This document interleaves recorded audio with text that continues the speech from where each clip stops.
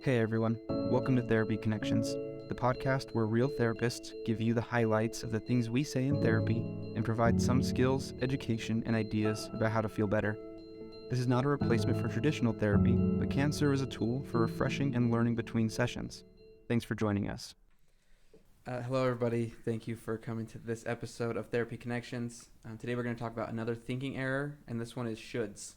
So, like, I should be doing this, but I'm not, right? And the way that makes us feel.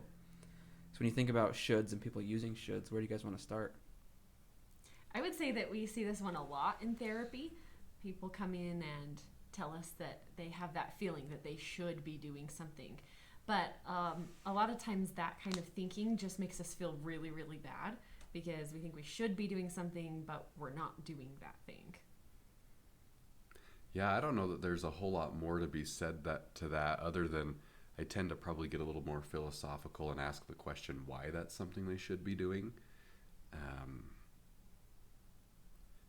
But yeah, I mean, we all have this idea of what we should be doing, and it's probably to make our life different or put us in a position that we're not, that we wish we were, right? If I'm experiencing anxiety or depression, well, I should do this, and then my anxiety or depression would be lessened or go away, which I guess in some ways you could argue would be true, but in lots of cases that's not the case. Yeah, I think it's like a question of expectations, really, right? If you have an expectation of yourself, you're going to think you should be doing something or you should be different somehow. But like you said, where does that root of that expectation come from? I think a majority of our expectations we place on ourselves. Of course, there are like cultural expectations if you have a job, expectations of your role in your family and your relationships. But for the most part, I think we meet those expectations a lot of the time, and the ones that stress us out are the ones we give ourselves that we might not be meeting, that we should be doing. Mm-hmm. What kinds of things do you guys hear your clients say most often that they should be doing? That's a good question. I know, now I'm sitting here questioning what is it. I'm like, they all say it, but uh-huh. I think I hear a lot of I should be more patient with my kids, right? Things like that. Maybe they lose their cool and they yell at their kids, right? I shouldn't yell. I should be more patient. I shouldn't lose my cool like that.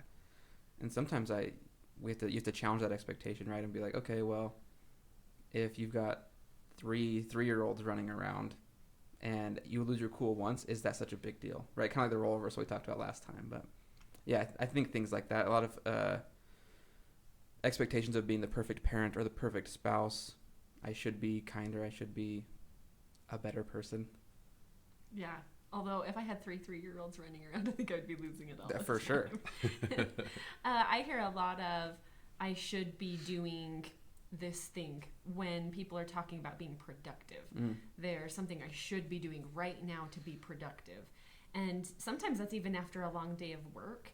There's just always other things on the list to do, and so we feel like we should always be doing something productive. I hear that one a lot.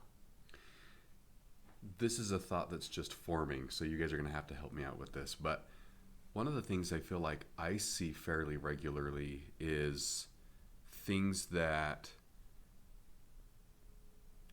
are often hard to measure, and they're guilt motivated, specifically with anxiety.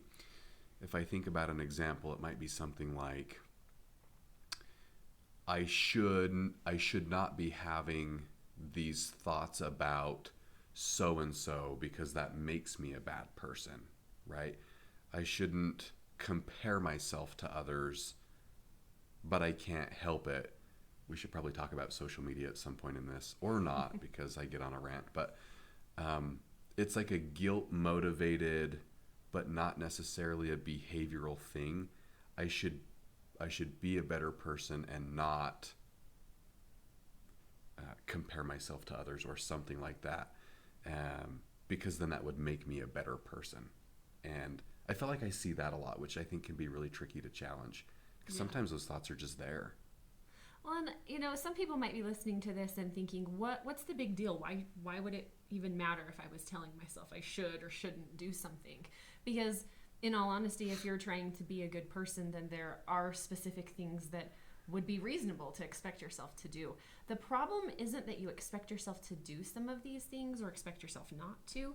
The problem is the rigidity with which we expect ourselves to do them, telling ourselves we should or we have to. Sometimes those kinds of things can get so very rigid, and I think that can cause a really big problem. Yeah, I think going along with that, like when you put that expectation on yourself that it has to be a certain way, that you should be a certain way, you're kind of setting yourself up for failure, right? Because a lot of things in life are this like spectrum of how good we're doing on things, right? But if you make it black and white, either I'm perfect at this thing or I'm failing at this thing, you're probably going to be failing, right? But if you become less rigid and recognize all of the shades of gray, and that you could be keeping your house clean fairly well, right? Maybe it's not perfectly clean, but you're still succeeding, right? And if you say my house has to be perfectly clean all the time, or I'm failing, you are failing, right? Right. Josh, how do you help your clients notice when they are doing this? Whether it's a should or whether they're having like really rigid thinking. Are you trying to set me up for something? No, I'm not. I feel like I just... wish I was. I feel like that I just call it, right? Tell us what you said earlier, because I feel like this is one that I do too. Oh, well, I learned this from a client, but when we were talking about this, she said that she needs to stop shooting on herself. Yeah. And I feel like that's what I do, right? In sessions with folks, when we start to use the word should, depends on how long I've met with them and how many times we've conversed about it. Because sometimes I can just do like the raised eyebrow, right? And they're like, okay, I see what you're doing there. But sometimes I just call it out. I don't think I can raise one eyebrow. I don't know if I I'm can all or either. nothing. All right, give it all or nothing, is that what you said? Yeah, I think that's probably the easiest thing to do. I did want to comment, though. I think back on what you were talking about, and this might be something that we do to call it out too, is finding a range of acceptability, right? I should be productive, but there's a definition or a range of acceptability for that being productive. Like, you can be productive while you're taking a break. Mm-hmm. Like, sometimes taking the break is the productive. So when people are like, I just should be more productive, we might define that. Like, should we be that productive? Or Right. And how often do you see, like, in today's work culture of like someone who does work 50 hours a week and they get home and they relax and they're like, I could be doing something way better right now. I should be being more productive right now. Yep. There's just like that really extreme thinking of what you should be doing, and in reality what you're really thinking is what I could be doing that would be better in my head, right, for my career or whatever, but ultimately is much less helpful when you think about your mental health or enjoying life. This reminds me of my Sunday naps. I love Sunday naps. It's like my favorite thing. But lots of times I'll lay down to take my nap and my brain will start going, well, you should get up and do this. You should get up and do that. And the thing is, I am not about to get up and do any of those things. But it ruins my nap because then I feel bad that I'm napping. This is like literally a daily experience for me when I should do my notes for therapy. For therapy? Yeah.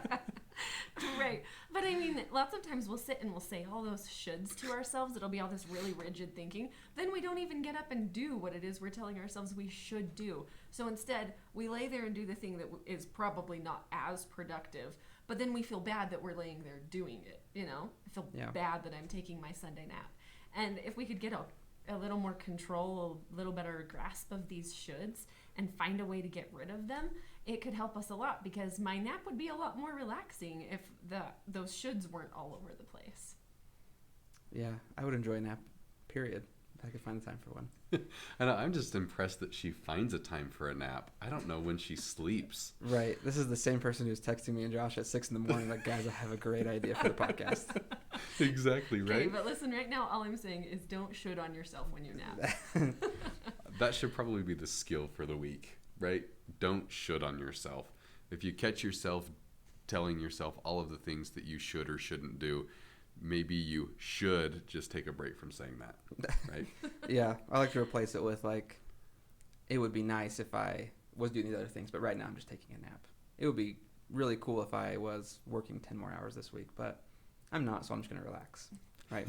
It feels better than I should. Should always makes us feel bad, I think. So It's a great way to introduce guilt, that's for sure.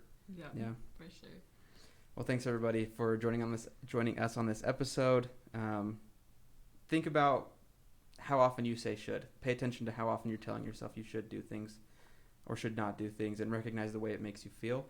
And consider switching that language around in your head to something that makes you feel a little bit better. Thanks for joining us, and we'll catch you on the next episode. Thanks. See you later. Hey, Jaden here. Thanks for joining us today. We hope you found something useful in today's episode. If you did, and you want to keep up on the content we're going to be making, please subscribe, follow, or leave us a positive review. It helps us a lot. Again, thank you for being here, and we'll see you next time.